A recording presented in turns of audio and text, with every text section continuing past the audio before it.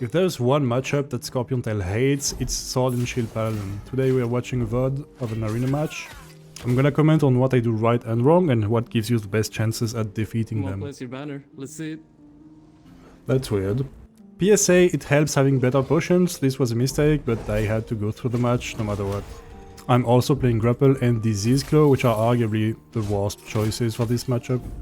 This matchup pretty much relies on fishing for mistakes from the Paladin, because they both have an unbreakable shield and heavy punish in melee range.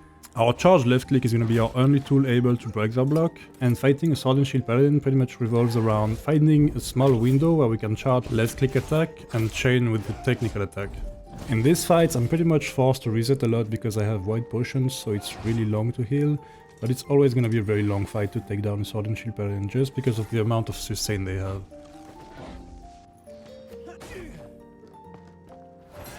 Paladin generates justice for each pip damage blocked, so as you can see I rapidly stop attacking him there. The main way we have to retaliate damage is to dodge root them mid-attack and chain with a dive. Here I'm a bit greedy and I stay on top of him even though he has full justice, so I get heavily punished for it.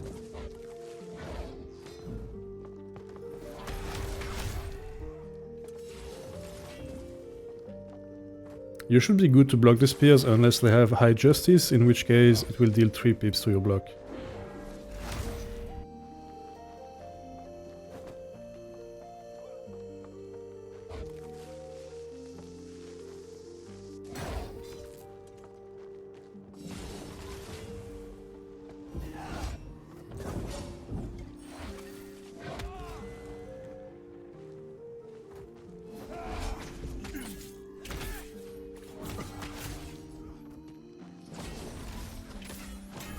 Whoop, obviously better to not stay on top of him there.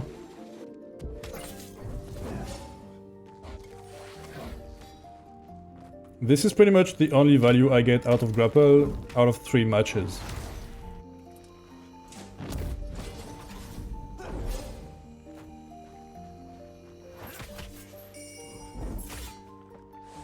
As you can see here, our only block break tool can easily be countered with our technical attack, so if they actually know what they're doing, even the charge attack will not be a solution.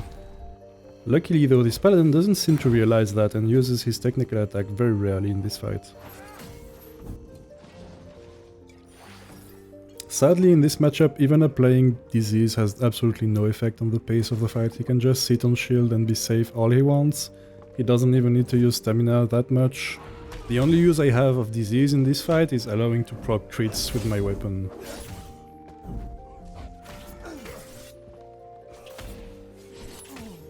Even when stammed out, if I try to pressure, I will take more damage than I will ever deal to him, so yeah. At that point I'm suspecting that he's really low, so I try to go for the finisher, but obviously he still has an answer for it.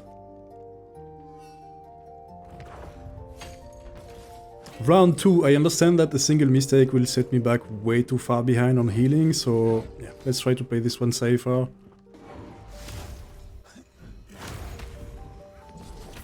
Always have to disengage when the unstoppable seal is on. Obviously poison does not exist in this matchup. I don't even know how I managed to proc Disease when he's using the cleanse.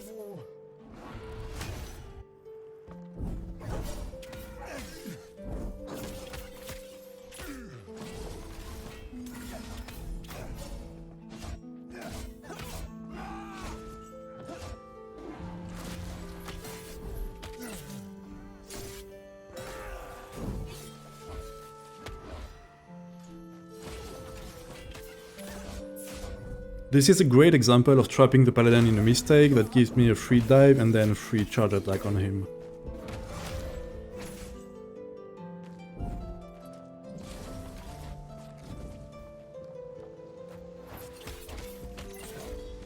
Here I proc the final bubble, so technically I should disengage instantly. I'm trapped because of the stun, but I still get out.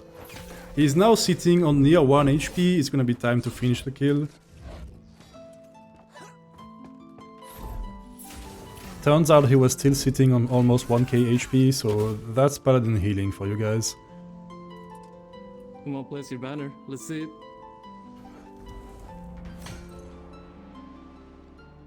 Round 3 is the occasion to take down a hard counter matchup with suboptimal spells and low quality consumables.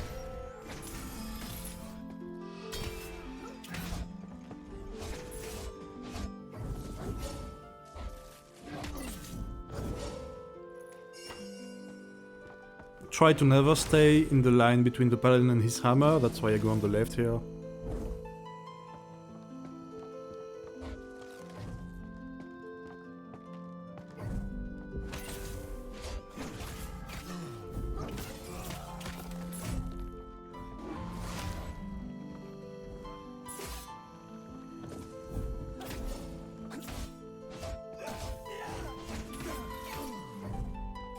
Might look weird, but here I decide to let him break my block instead of risking stamming out.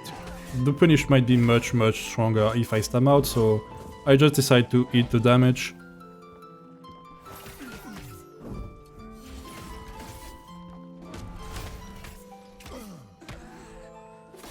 Notice how this time, the instant I proc the bubble, I get out instantly. For some reason he decides to brawl with me without using any spell, and obviously this is giving me the win. I'm not sure how he lost a hard counter matchup when I was using white potions, but here we are. Good fight. Who are you? I'm Batman. Let's see it.